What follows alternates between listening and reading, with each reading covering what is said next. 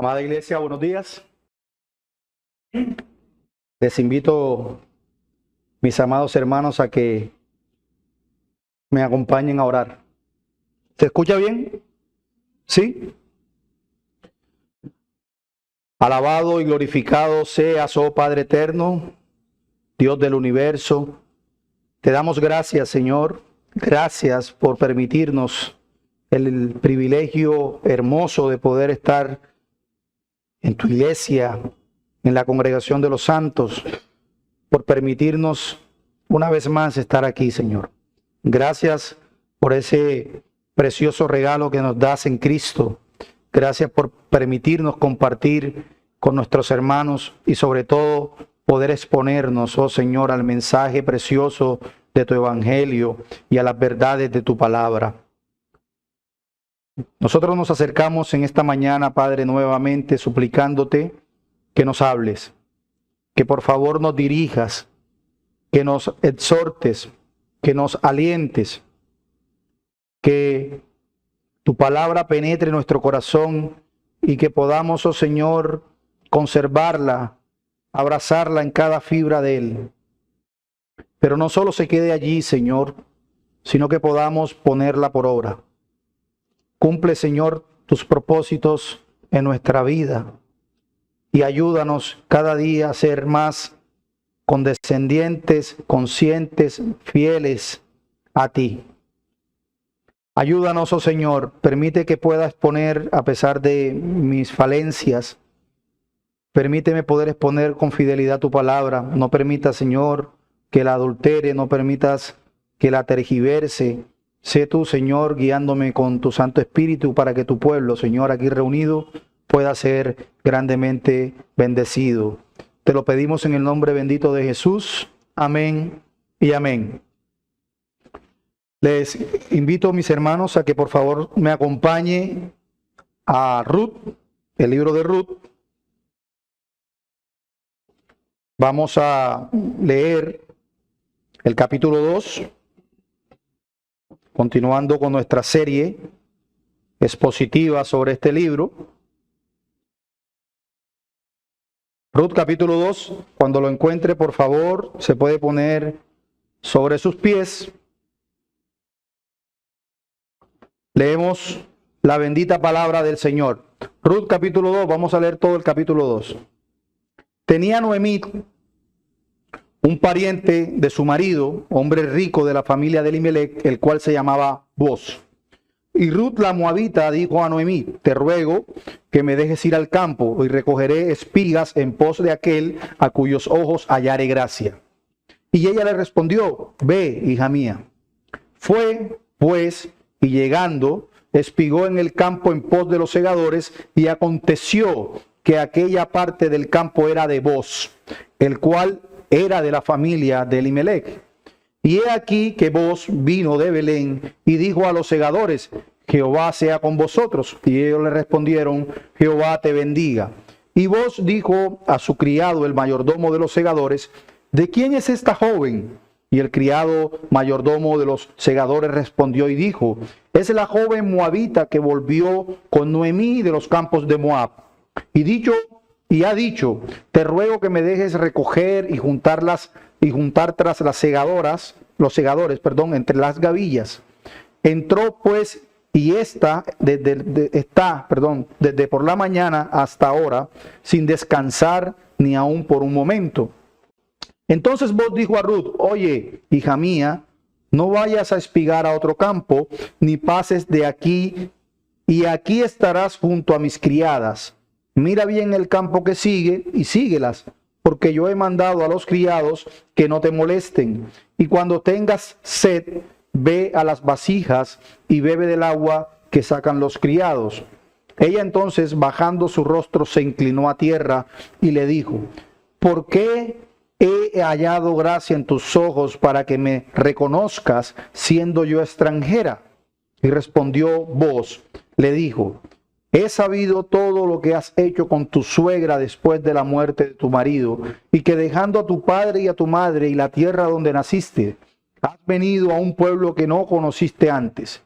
Jehová recompense tu obra y tu remuneración sea cumplida de parte de Jehová, Dios de Israel, bajo cuyas alas has venido a refugiarte. Y ella dijo: Señor mío, halle yo gracia delante de tus ojos, porque me has consolado y porque has hablado al corazón de tu sierva, aunque no soy ni como una de tus criadas. Y vos le dijo a la hora de comer: ven aquí y come del pan y moja tu bocado en el vinagre. Y ella se sentó junto a los segadores, y él le dio del potaje, y comió hasta que se sació, y le sobró. Luego se levantó para espigar. Y vos mandó a sus criados, diciendo: que recoja también espigas entre las gavillas, y no la avergoncéis. Y dejaréis también caer para ella algo de los manojos, y lo dejaréis para que lo recoja, y no la reprendáis. Espigó pues en el campo hasta la noche, y desgranó lo que había recogido, y fue como una efa de cebada, y lo tomó y se fue a la ciudad. Y su suegra vio lo que había recogido, sacó también luego lo que le había sobrado después de haber quedado saciada, y se lo dio. Versículo 19, y le dijo a su suegra: ¿dónde has espigado hoy? ¿Y dónde has trabajado? Bendito sea el que te ha reconocido. Y contó ella a su suegra con quien había trabajado, y dijo: el nombre del varón con quien hoy he trabajado es vos. Y dijo Noemí a su nuera: sea el bendito de Jehová, pues que no ha rehusado a los vivos la benevolencia que tuvo para con los que han muerto. Después le dijo Noemí: nuestro pariente es aquel varón, y uno de los que puede redimirnos. Y Ruth la moabita dijo: además de esto me ha dicho: júntate con mis criadas hasta que hayan acabado toda mi siega. Y Noemí respondió a Ruth su nuera: mejor es, hija mía, que salgas con sus criadas y que no te encuentren en otro campo. Estuvo pues junto con las criadas de vos espigando hasta que se acabó la siega de la cebada y la del trigo, y vivía con su suegra. Amén. Pueden tomar asiento, hermanos.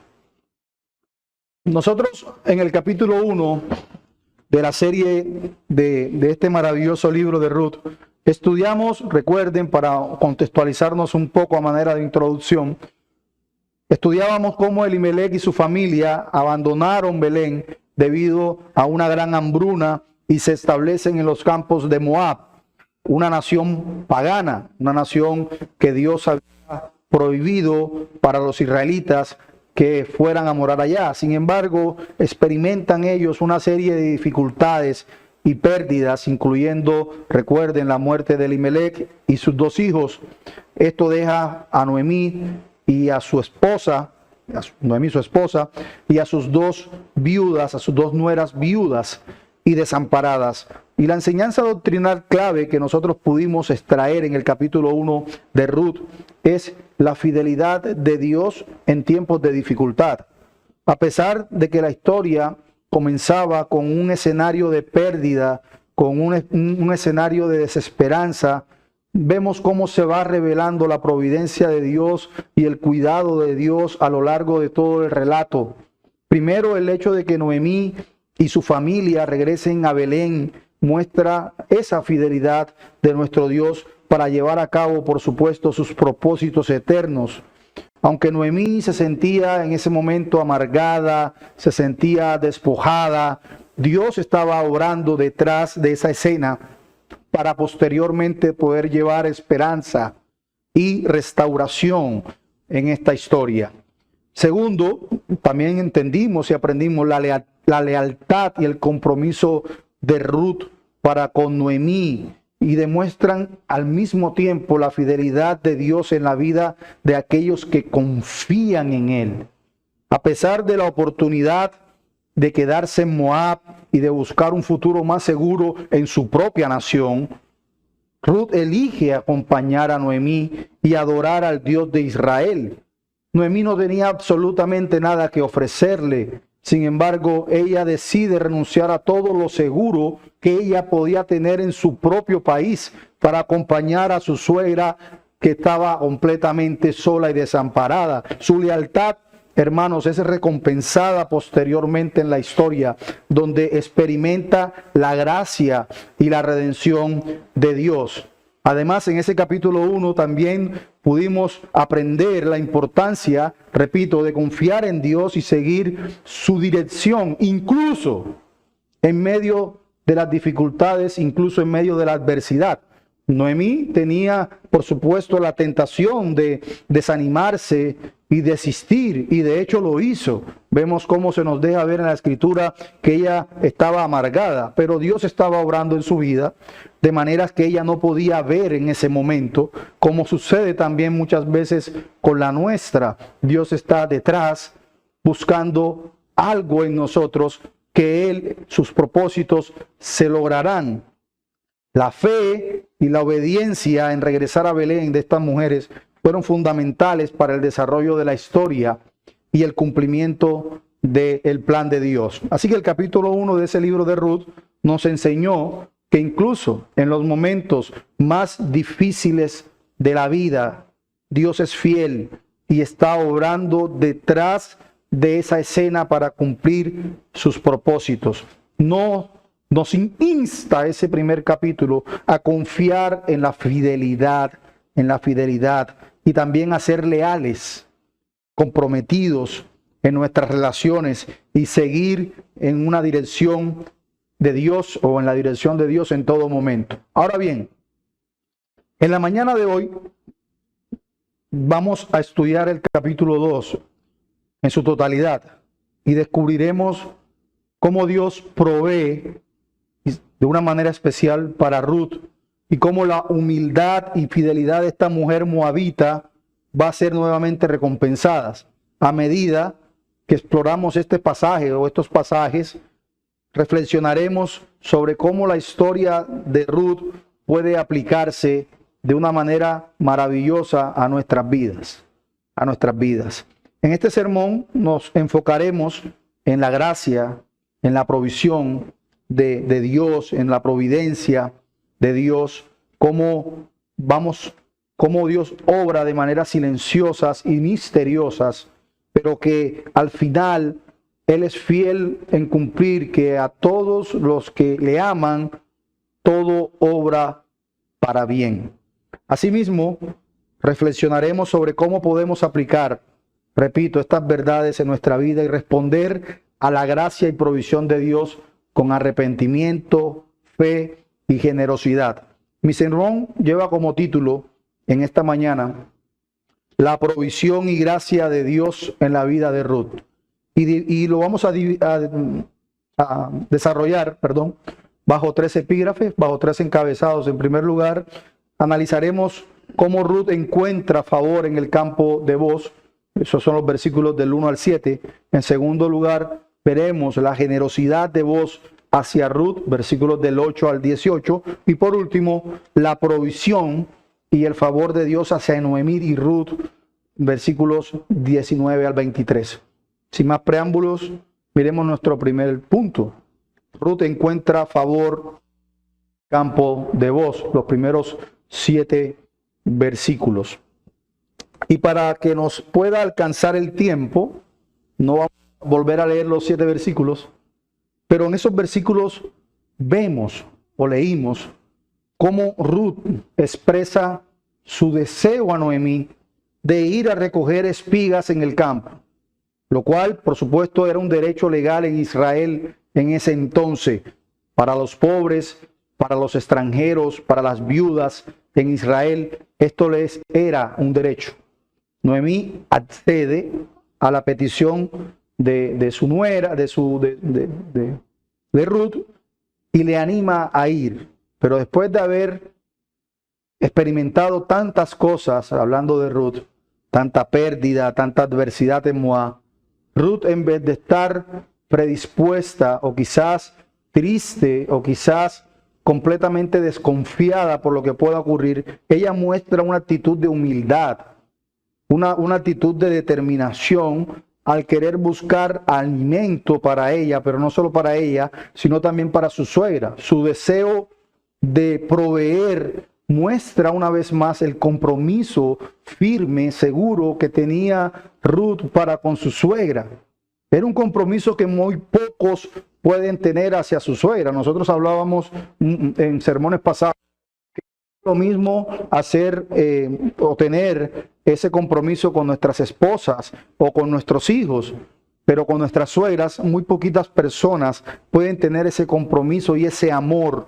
Bueno, ese compromiso y ese amor sí lo tenía Ruth para con Noemí, a pesar de las dificultades que ellos estaban enfrentando.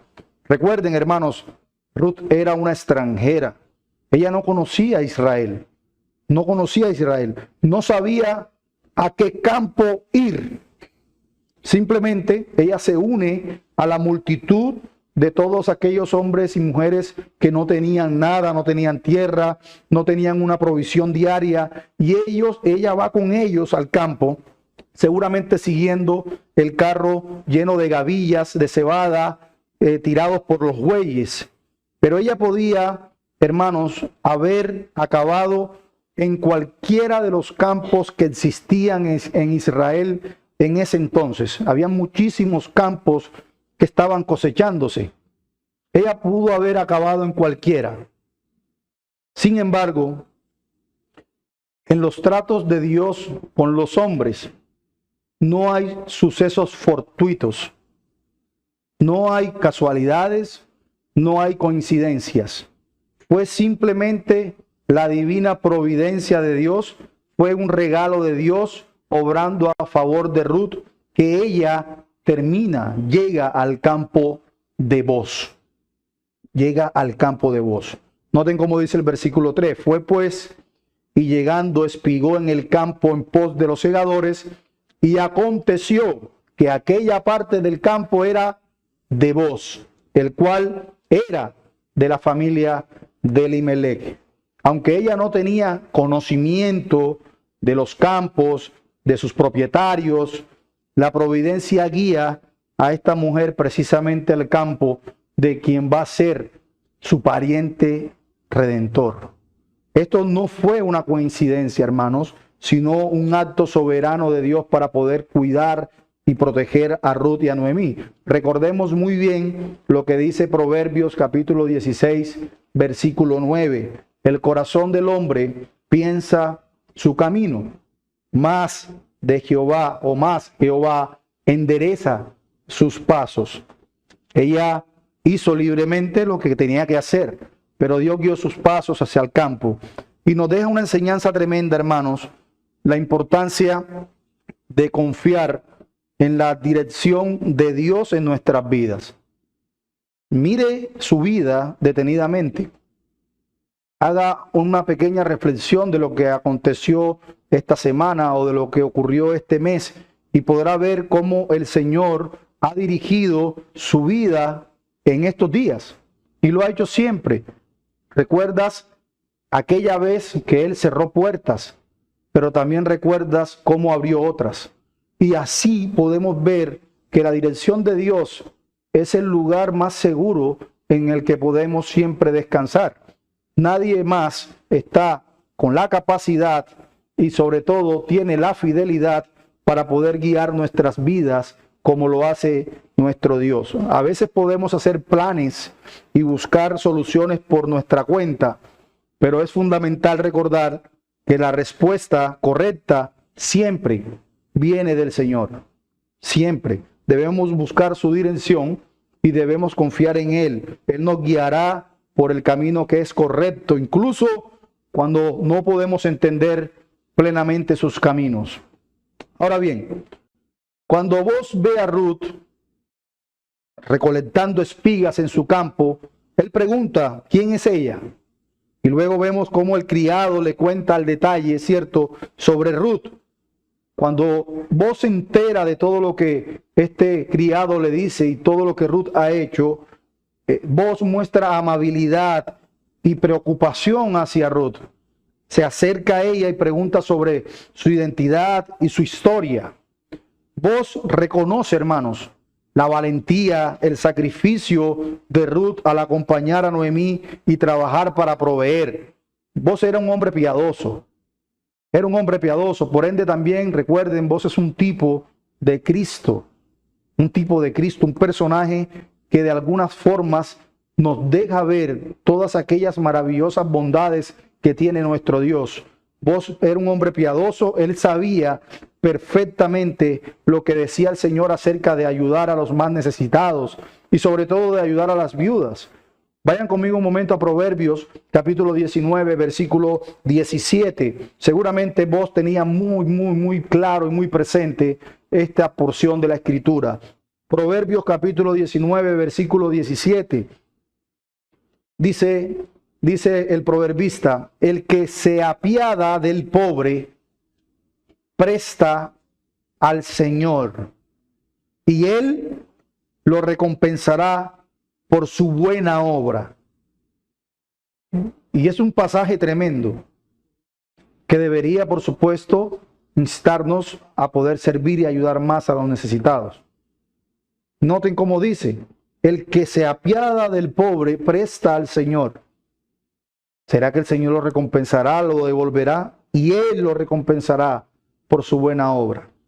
En el contexto del pueblo de Israel, hermanos, la labor de espigar era una práctica arraigada en la ley de Dios, como una forma, por supuesto, de proveer a los más necesitados.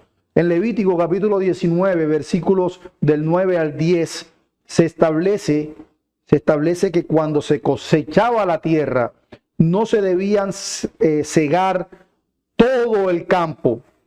No se debía cegar hasta el último rincón del campo, ni recoger todos los racimos caídos de la viña, por ejemplo.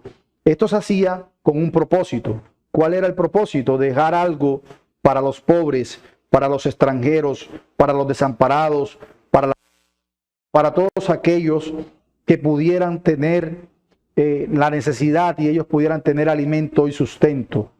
Dice Levítico capítulo 19, versículos del 9 al 10, leo para ustedes: cuando ciegues la mies de tu tierra, no cegarás hasta el último rincón de ella, ni espigarás tu tierra cegada, y no buscarás tu viña, ni recogerás el fruto caído de tu viña.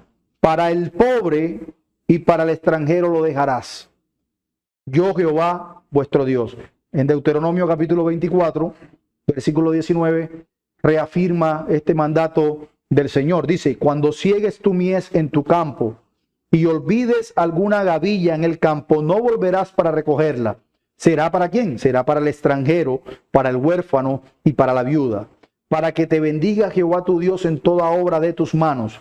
Cuando sacudas tus olivos, no recogerás las ramas que hayas dejado tras ti. Serán para el extranjero, para el huérfano y para la viuda. Cuando vendimies tu viña, no rebuscarás tras de ti. Será para el extranjero, para el huérfano y para la viuda. Entonces noten cómo estas leyes, por supuesto, reflejaban, hermanos, el corazón de Dios hacia los más desfavorecidos, y mostraba la importancia también de ser generoso, la importancia de la generosidad y de la provisión para aquellos que no tienen los medios suficientes para subsistir por sí mismos.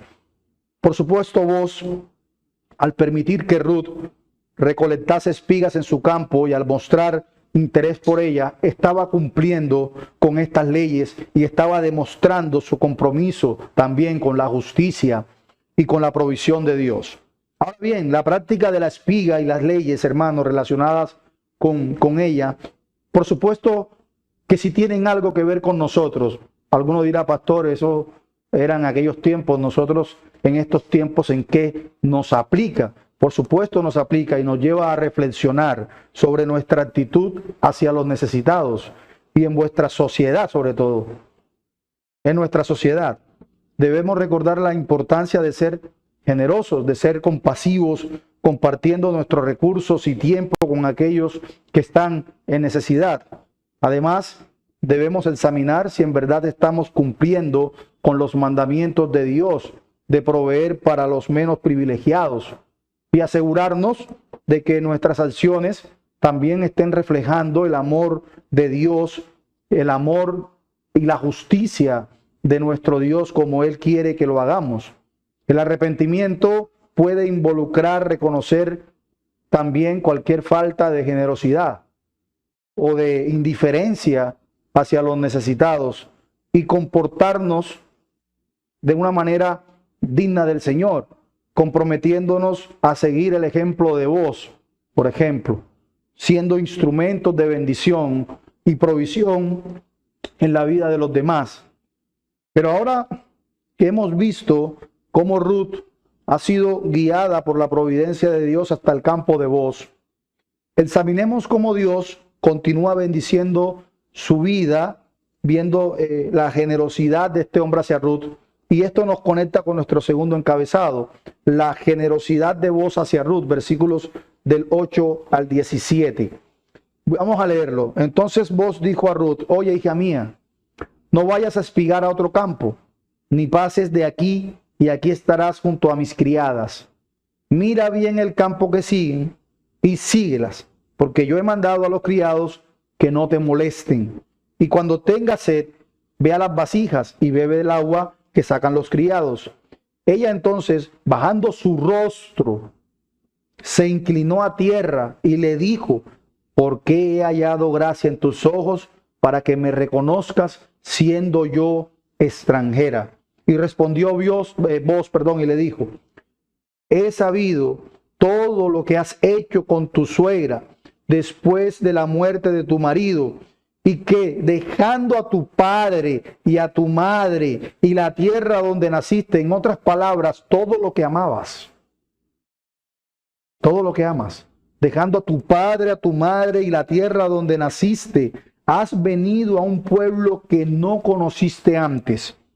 Jehová recompense tu obra y tu remuneración sea cumplida de parte de Jehová, Dios de Israel, bajo cuyas alas has venido a refugiarte. Versículo 13. Ella dijo: Señor mío, halle yo gracia delante de tus ojos, porque me has consolado y porque has hablado al corazón de tu sierva. Aún no soy ni como una de tus criadas. Vos le dijo a la hora de comer: ven aquí y come el pan y de tu bocado mójalo en el vinagre. Y ella se sentó junto a los segadores y le dio del potaje y comió hasta que se sació.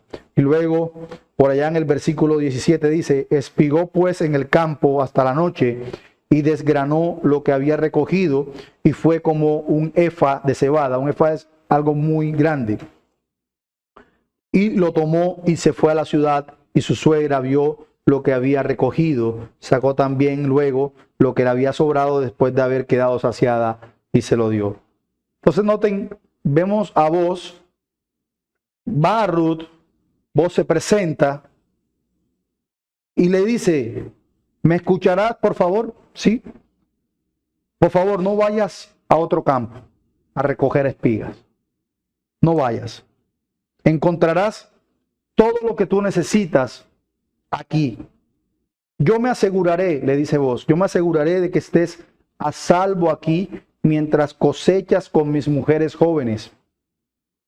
Es más, le da tanta tranquilidad que les dice: yo le he ordenado a los jóvenes que no te toquen, y les he dicho que saquen mucha agua para que tú y los demás trabajadores beban y no tengan sed.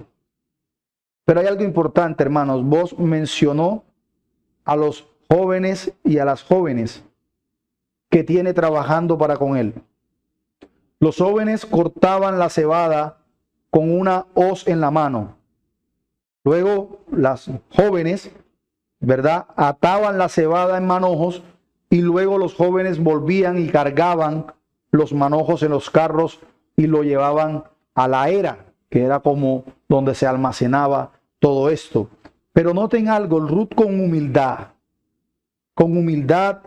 le pregunta a Booz por qué ha encontrado favor o gracia en sus ojos para que sea tan bondadoso con ella. Y noten que la escritura es tan clara en decir que ella se inclina hacia Booz, inclina su rostro, reconociendo por supuesto que él es superior. Booz respondió y le dijo: que él sabe todo acerca de ella. Él sabe que ella era de Moab. Él sabe cómo ella había cuidado fielmente a su suegra. La palabra que usa allí en el hebreo para decir respondió, voz respondió en el versículo 11, literalmente, hermano, significa voz alzó su voz. Respondió, voz alzó su voz precisamente con el propósito de que quería que todos escucharan lo que él tenía que decir y lo que él pensaba de esta mujer, para que todos supieran que él no se avergonzaba de identificarse con ella por el simple hecho de ser moabita. Quizás en nuestro contexto no entendamos la dimensión de lo que eso significaba. Lo hemos hablado en sermones anteriores. Ser moabita, hermanos, tenía sobre sí la persona una carga y una afrenta terrible. Ser moabita representaba ser un pagano viviendo en medio de una sociedad religiosa, donde todos podían señalarle, donde todos podían repudiarle, donde todos podían despreciarla. Pero no, vos quiso alzar la voz y decir públicamente a voz alta todo lo que ella había hecho con su suegra, para que no quedasen dudas de que él estaba identificado con ella. Ella había confiado en Jehová y había probado su fe uniéndose a su suegra y convirtiéndose en parte del pueblo de Israel. Y es notable porque cuando le dice, has dejado a tu padre, a tu madre y tu tierra. Repito, en otras palabras, eso significa, has dejado todo lo que para ti representa seguridad y has dejado todo lo que para ti era bueno, lo que más amabas. ¿Quién de nosotros, hermanos, está dispuesto a hacer eso? ¿Quién?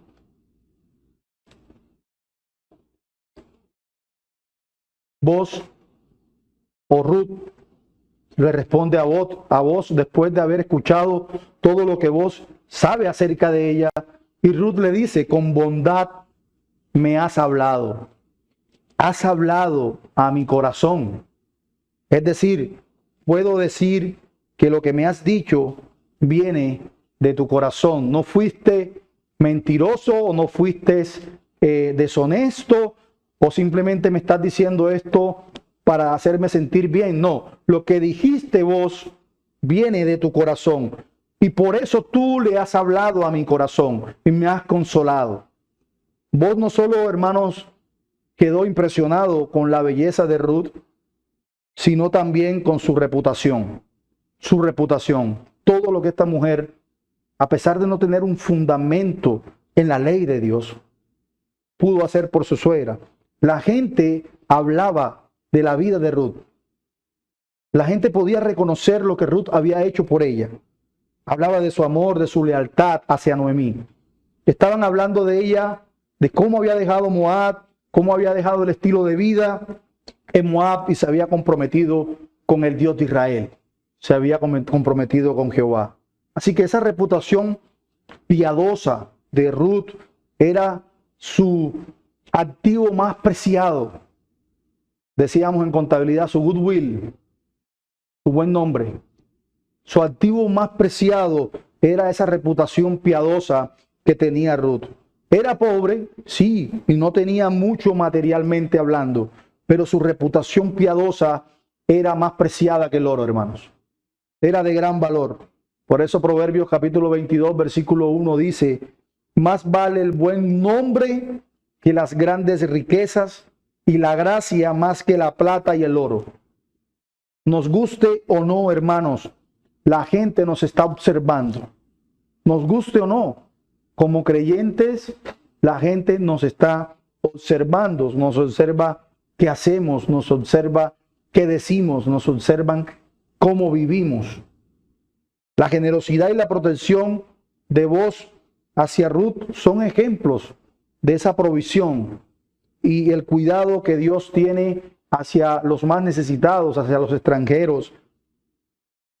Esto se refleja, de hecho, en numerosos pasajes bíblicos que hablan de la comprensión de la justicia social como una respuesta del amor y de la bondad de Dios.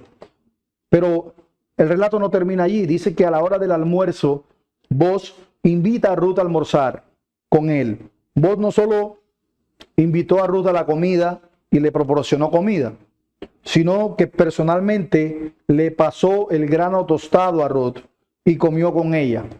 Y esta es una imagen, hermanos, que muchos pasan desapercibida, porque recuerden la importancia en el tiempo de Israel, en los tiempos del Antiguo Testamento, la importancia del sentarse a comer.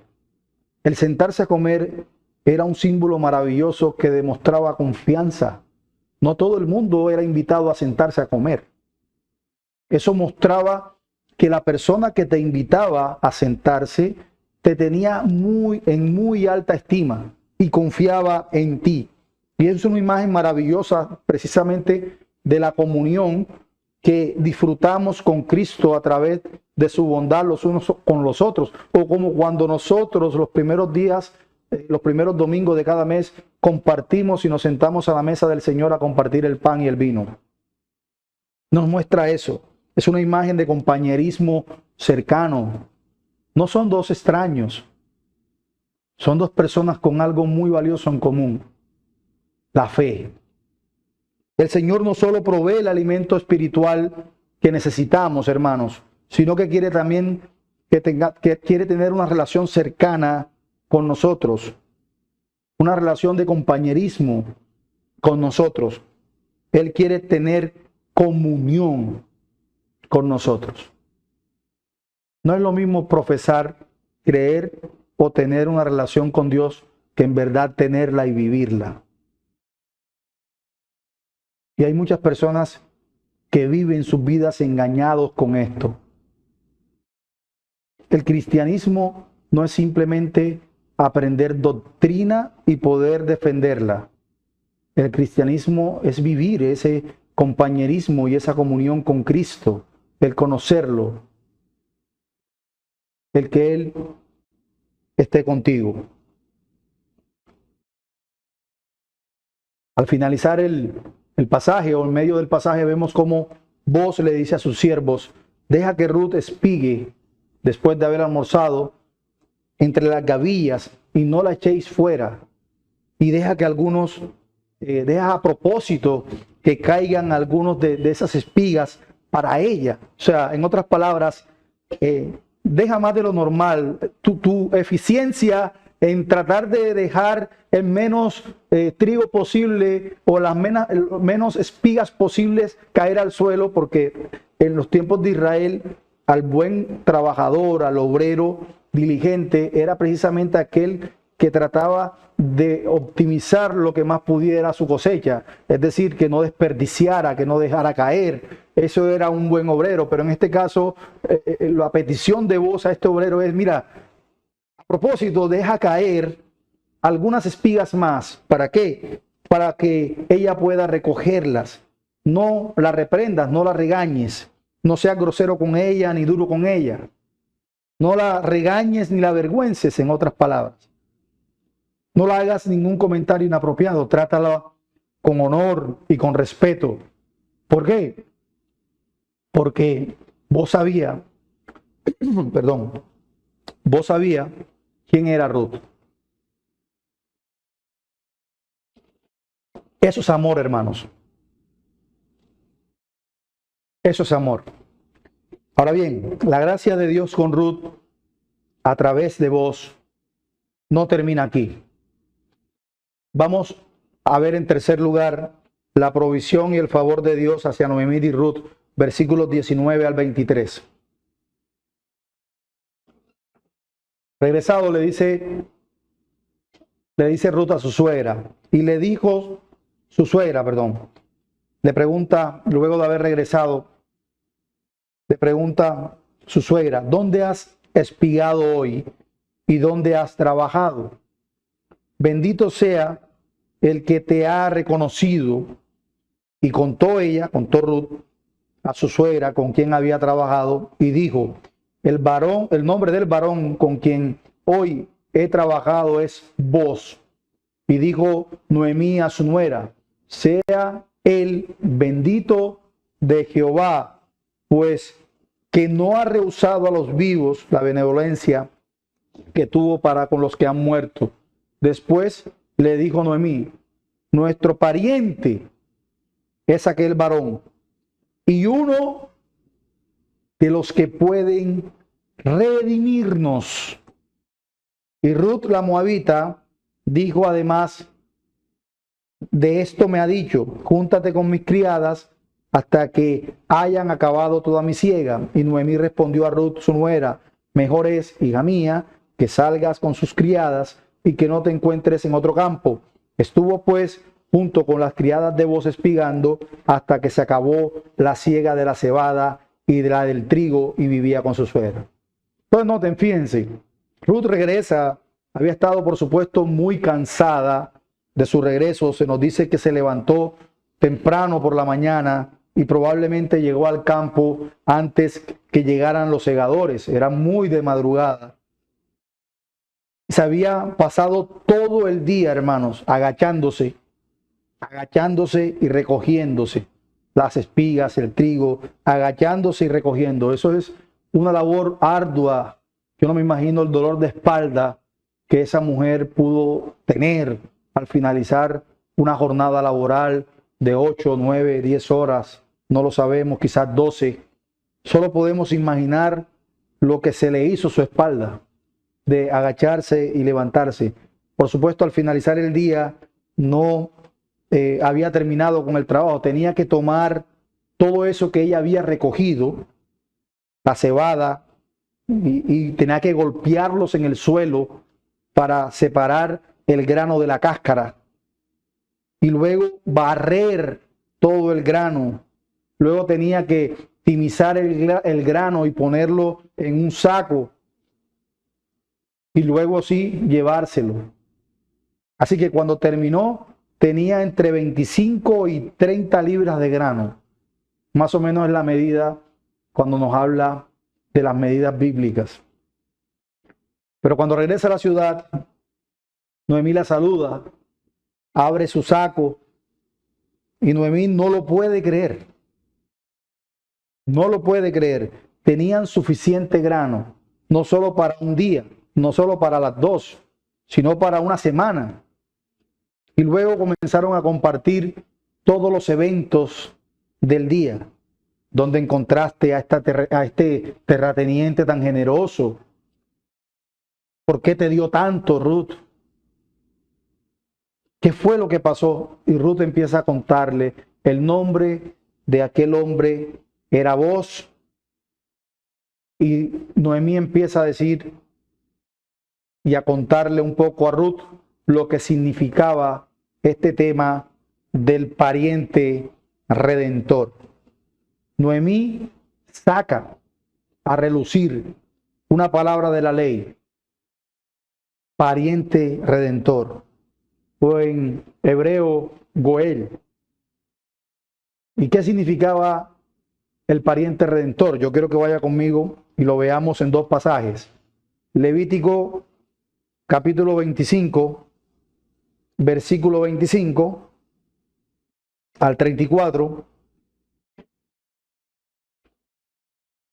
Y luego Deuteronomio capítulo 25, versículos del 5 al 10. Levítico 25, del 25 al 34. Un hermano se puede poner de pie y leerlo, por favor.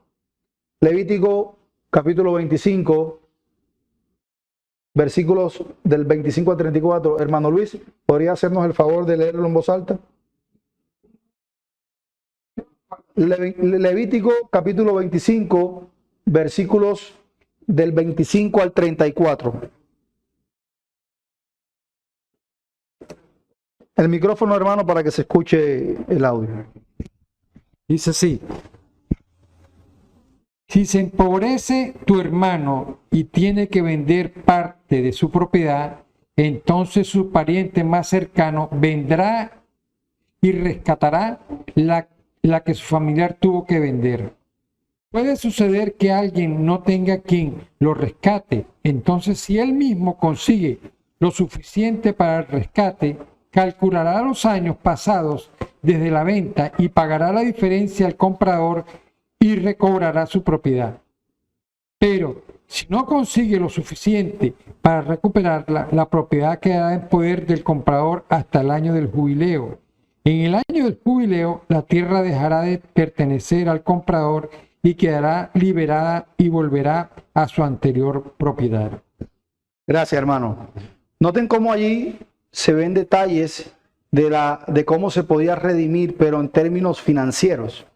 Aquí estaba hablando precisamente de temas financieros, pero adicional al tema financiero había otro tipo de redención y lo encontramos en Deuteronomio capítulo 25, versículos del 5 al 10. Dice, si unos hermanos viven juntos y muere uno de ellos sin dejar hijo, la mujer del difunto no se casará fuera de la familia con un hombre extraño. Su cuñado se unirá a ella y la tomará como su mujer y consumará con ella el matrimonio levirático. El primer hijo que ella dé a luz llevará el nombre del hermano muerto, para que el nombre de éste no sea eliminado de Israel. Si tal hombre no quiere tomar a su cuñada, en caso tal de que el hombre se rehúsa, no quiere tomar a su cuñada irá a los ancianos a la puerta de la ciudad y dirá, mi cuñado rehúsa levantar nombre en Israel a su hermano. Él no quiere cumplir el matrimonio levirático conmigo. Entonces los ancianos de su ciudad lo llamarán y hablarán con él.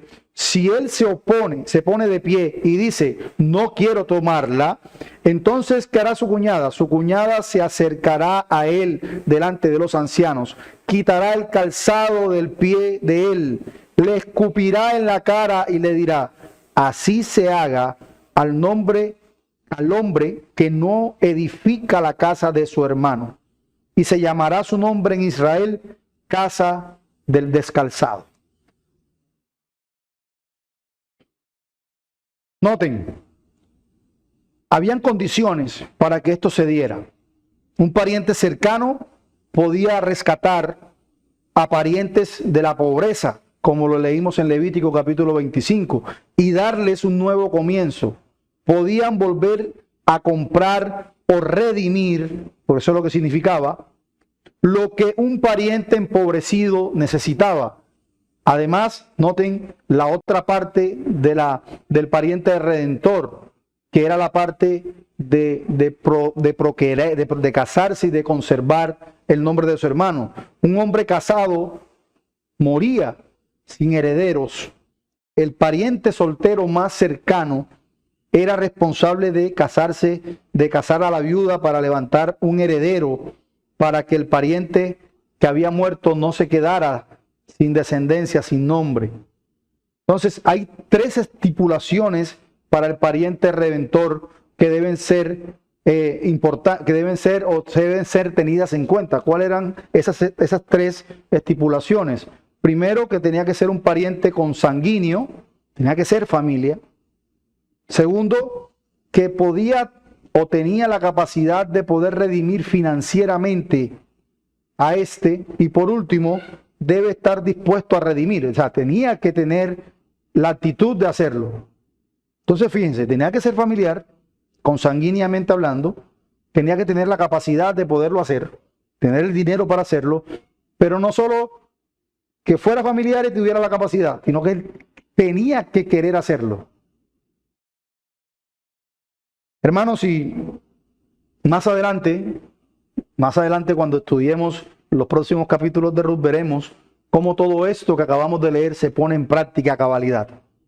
Pero este tema de la redención y del pariente redentor, por supuesto, nos muestra que tanto ustedes como yo estamos en una gran necesidad.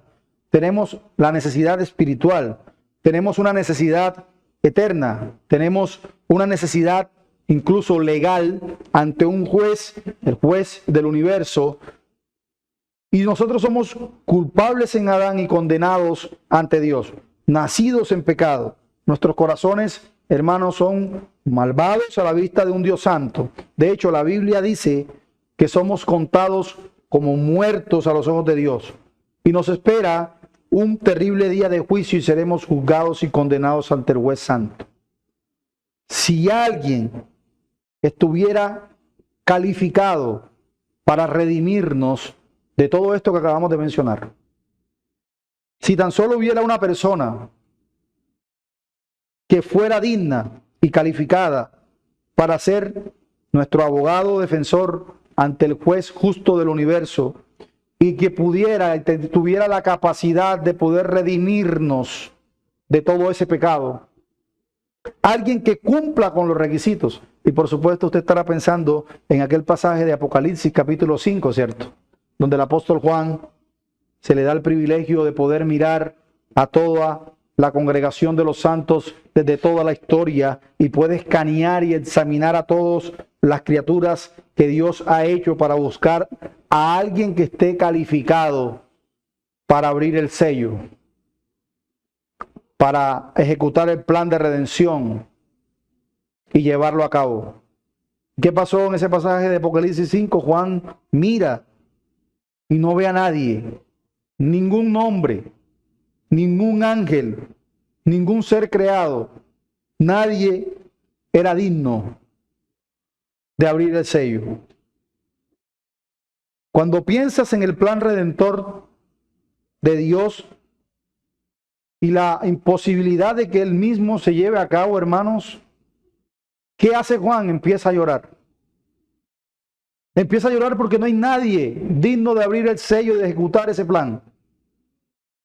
Empieza a llorar, pero luego alguien se acerca y le dice, deja de llorar, porque hay uno, y solo uno, calificado, digno para redimir, digno para abrir el sello. El único calificado es el Cordero para redimir. Con su propia sangre compró para Dios un pueblo elegido y un pueblo precioso.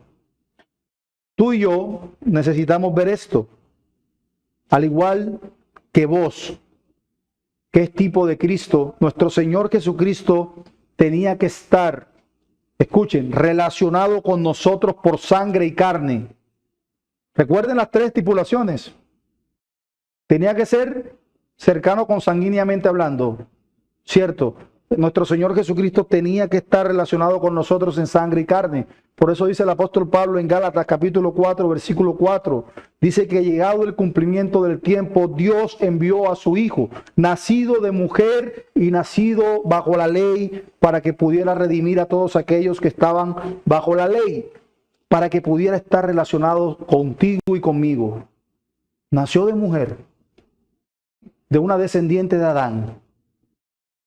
Entonces Jesús sí puede redimirnos.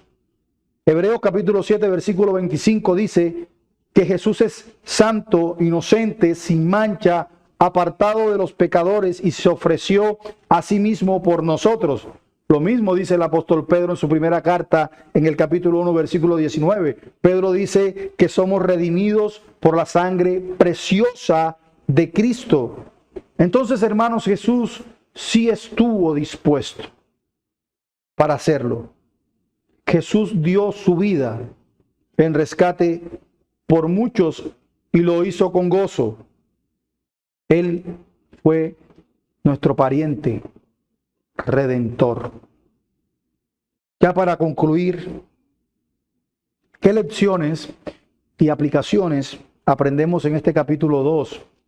Hermanos, este capítulo 2 nos enseña que Dios es el proveedor fiel de nuestras almas. Su providencia, su gracia son evidentes cuando confiamos en Él y sobre todo cuando caminamos con humildad y diligencia. Al imitar a Ruth,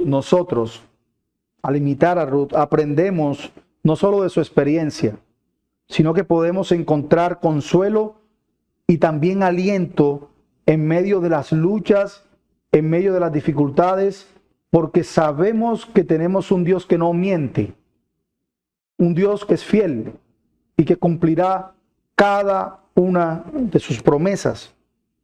Recuerden que aunque Ruth era una viuda extranjera, en una tierra extranjera, Dios guió sus pasos a aquel campo de voz, donde encontró gracia y provisión. Del mismo modo, nosotros podemos confiar en que así como Dios guió nuestros pasos cuando éramos sus enemigos, para hoy estar en Él, va a seguir guiando nuestros pasos hasta el final.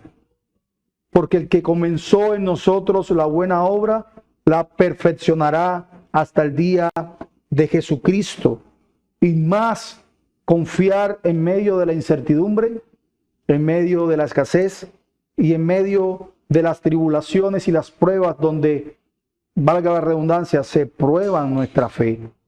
Confiar en que Dios está orquestando todo para su gloria y para nuestro bienestar. Nunca te olvides que Él conoce tus necesidades, más que tú mismo, las conoce y se preocupa por nosotros. Él no es un Dios que se mantenga indolente ante nuestro dolor.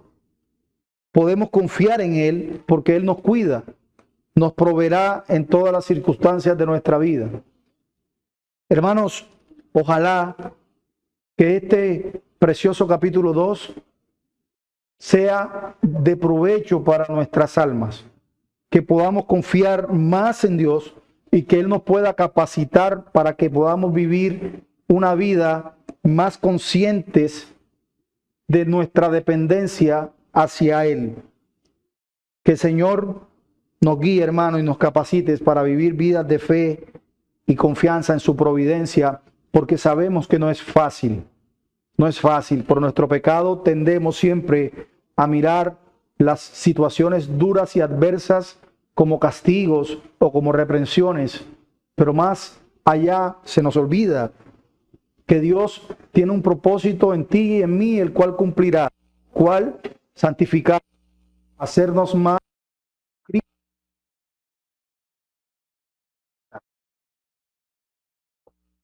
eso. Que el Señor Jesucristo nos bendiga y que el Señor bendiga su palabra y nos ayude. Vamos a orar. Padre, te damos gracias por tu palabra, por el alimento que traes a nuestras almas en esta mañana. Oh Dios, que no solo reflexionemos en ellas, sino también podamos abrazarlas con ahínco, Señor, y que toda esta semana recordemos de tu fidelidad y que tu providencia preciosa, Señor, siempre se ejecuta para tu gloria y para nuestro bienestar, para todos aquellos que estamos en Cristo. Ayúdanos, oh Señor, porque te necesitamos. Sigue bendiciendo grandemente a esta comunidad de gracia. En el nombre bendito de nuestro Señor Jesucristo. Amén y amén.